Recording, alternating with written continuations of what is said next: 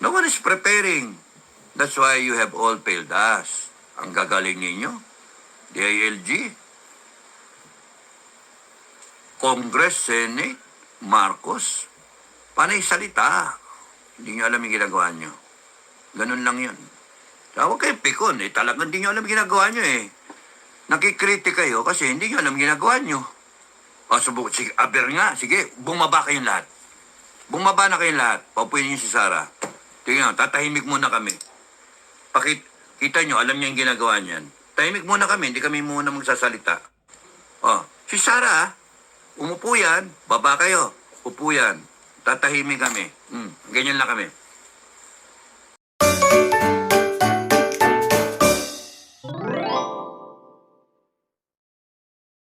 Good morning, everyone. And today, Eco News, we're gonna listen the vlog of Pinoy Survivor. He talks about the situation of the Philippines. Bubutuhin natin sa mga Pilipino sa susunod na election this coming May. At saka sa sitwasyon ngayon sa Pilipinas. Overload yung Super duper corruption na. Super duper. Saan yung pintuan? Lahat ng mga dyan, politiko. Sana maintindihan natin kung ano ba talaga ang sinasabi niya tungkol sa ating bayan, Pilipino, na kailangan lalo na may mga bak na mamahal. resolbahin ang corruption. Na please subscribe and like and share para maraming ma-educate sa mga real na pangyayari ngayon sa ating bansa. Ba't bibili na San Miguel yan? May nakita sila. Income potential. Kung nakikita nila, bakit yung Pilipinas hindi nakikita yung income potential? O baka bulsa nila ang nakikita.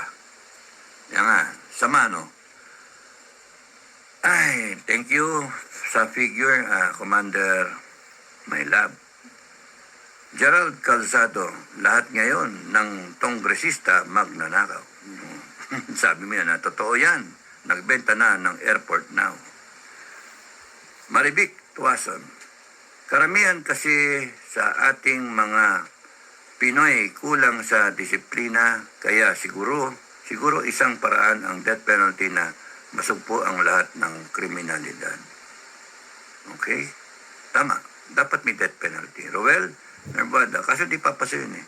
Pwede ba maging BP sir? Manalo ka kasi halos lahat ng big group at big church kuha mo. Depende. Kung sige, type lang, sige. Ala chamba, sige, takbo. Wala namang mula eh.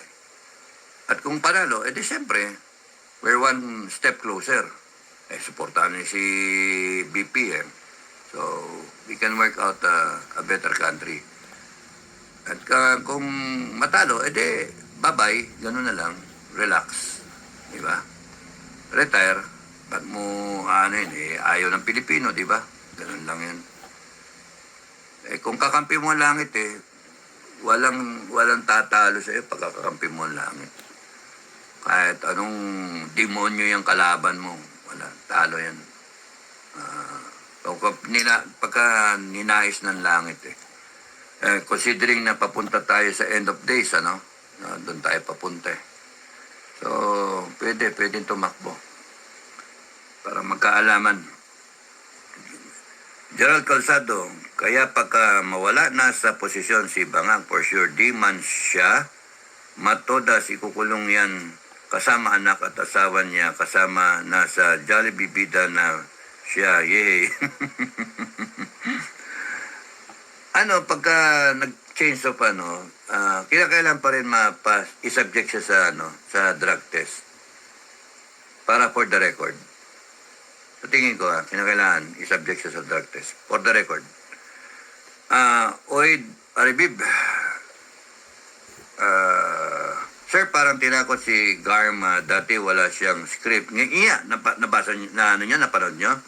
Ngayon miyak pa, di ba? Ngayon, nagbabasa na at may panginginig sa boses.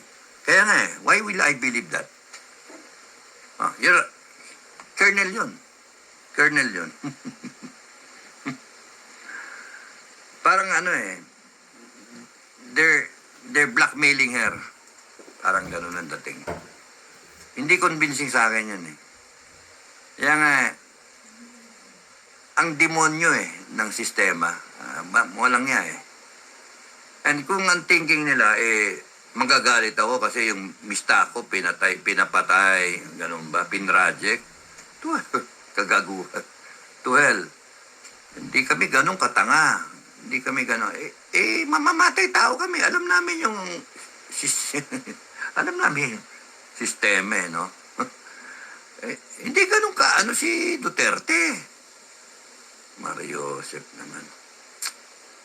Kaya nga, it's all tingin ko, it's all a hoax, it's all a project na directing na para magalit yung mga tao kay Duterte, yung cold-blooded na ek-ek, and then yung klase namin hatiin. And then, parang ang tingin ko pa parang operate on my brain and then parang tingin ko si Duterte walang niya And then magamit yung FGF para pagka dumating yung ICC, we will not stand na huli niya, walang niya yan Yung ganun ba?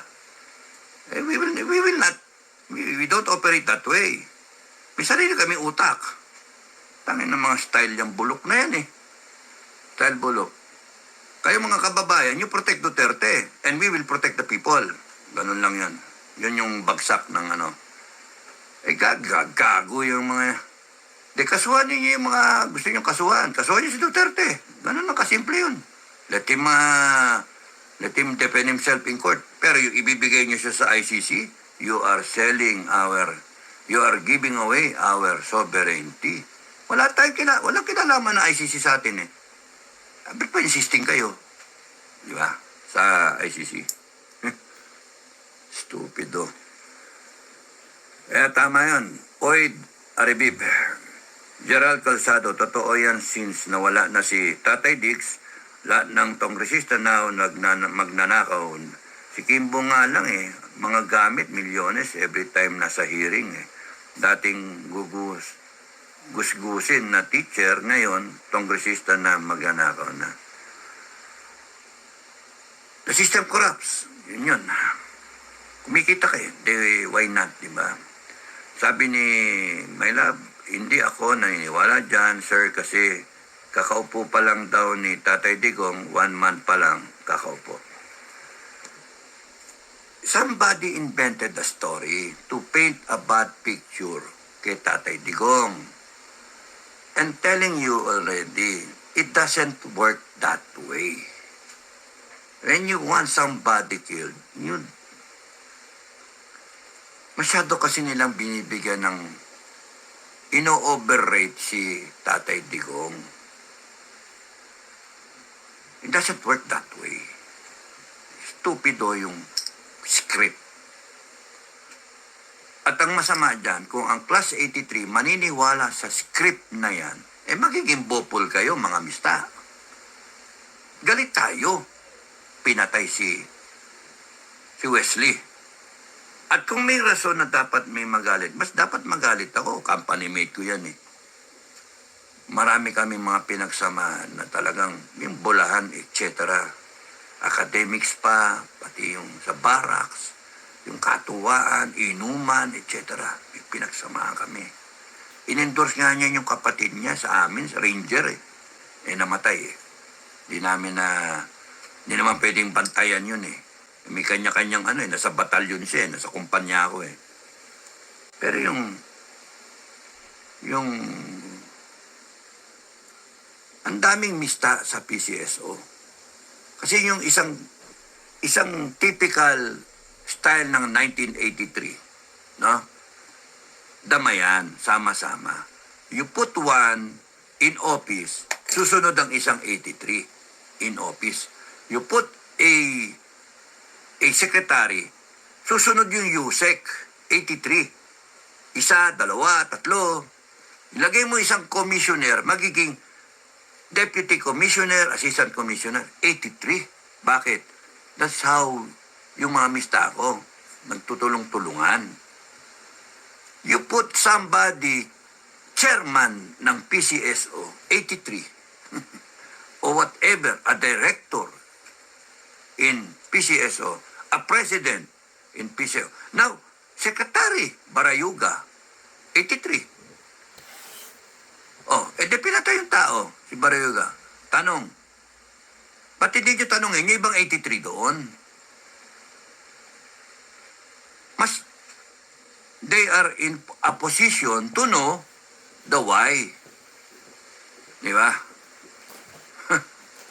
Ngayon, kung ang direksyon para sirain si Digong at yung 83 tumayo against Digong and 83 as a respected class, sumunod yung mga underclass, huwag kayong gago.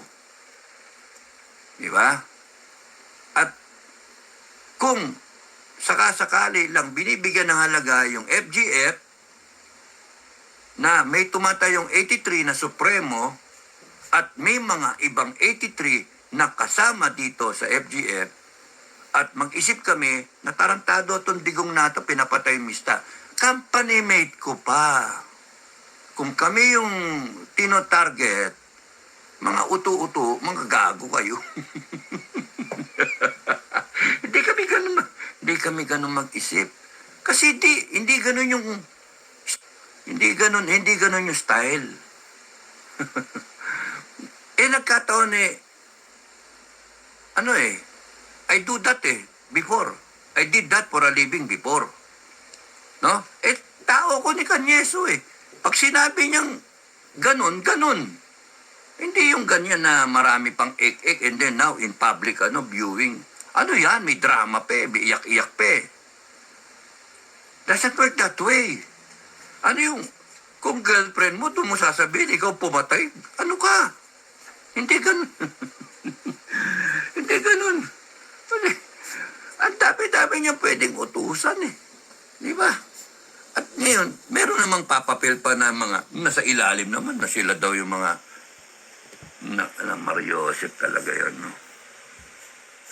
May mas malalim na kwento dyan, hindi lang nauungkat. And mas maganda, tanungin niyo yung mga 83 doon. I believe they would know. Or kung may hint man lang kung ano yung totoo. Pero yung ganyan, kasi malalaman mo naman doon sa day-to-day operations kung may nababanggan At kunyari, nag-uusap-usap ang 83. Nagkakainuman niya, nagkakainangan niya, sama-sama. Bok, anong palagay mo? Banggain na natin? Oh, kita-kita but nasaan yung 83 ngayon na iba? Doon mismo sa PCSO na ang lumalabas lang ngayon, si Garma, yun lang nakikita ko Yun lang yung balita Si Garma. Ano yun? Kinokonek si Duterte. Kaya nga something is wrong do sa ginagawa ng Kongreso. Parang gusto nyo i-justify yung ICC, papasok, and then kunin si Duterte. Nagkakamali kayo. Will not happen.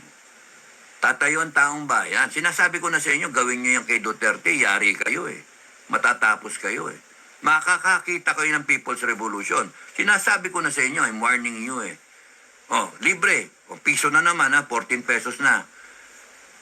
Makakakita kayo ng People's Revolution. Nagalit ang taong bayan. Because sabi ko nga, sa dami-dami na eleksyon, presidente down the line hanggang barangay captain, failure tayo.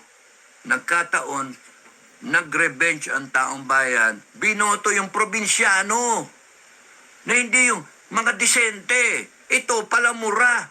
Putang inang, pakyo, mga ganun pa siya. Oh, question pa. Nung umpisa niya, wala. O, di nagganong-ganon siya ng konti. Tahimik muna. Kasi sinisita ako Oh, pero nung bandang uli, tainan nyo. Magmumura ako, tanginin nyo.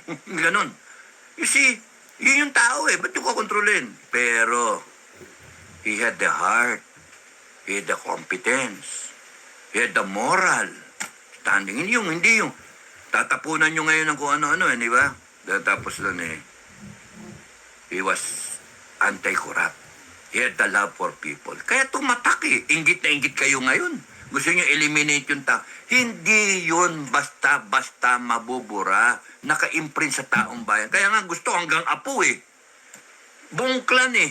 Ngayon gusto nyo, tigil yung ano tawag doon, yung clan, yung mga dynasty. Kasi Sara Duterte, and then Pulong Baste, di ba? Ay, nako, stupido. Isipin nyo kung bakit nag-click ang Duterte. Tayo ang magbabago ng Pilipinas. Full of nation. Hindi lang FGF, hindi lang Sara, hindi lang ilan-ilan. Lahat tayo. Full of nation approach. We can challenge the system, we can change the system, and we can move forward. Attitude lang yan eh. Yung mindset, focus, direction, vision, and Sara will be guided properly. Full of nation, support lang kailangan natin. Nakaka-inspire, di ba? Ina nyo mga trolls, pakinggan ninyo, sinasabi ng amo nyo na bangag before nung nangungumpanya, siya yung hired siya ng mga palay gutom na Pinoy na trolls. 1,000 daw, 1,000 daw. Uplift Media, sir, suggest ko po mag-set up po ng FGF ng account para sa donation from all over the world, lalo na mga OFW na nagmamahal sa bayan na gusto po. Yeah, gagawin namin, bank account, no? Yeah, okay. At saka meron naman pinuso ko na, ano tawag dito, yung, GCash account. Mahalaga kasi yung accounting eh. Huwag kayong basta-basta pasok-pasok pera and then wala na, then wala, hindi namin alam. Ang maganda, merong confirmation. Nag-set up kayo, transaction, nag-send kayo ng funds. And then, keep nyo yung transaction, screenshot, padala nyo. Somebody should account it sa amin side. No? Dapat ang thinking kagad, ganyan din sa government eh. Dapat ang thinking mo, hindi yun yung pera.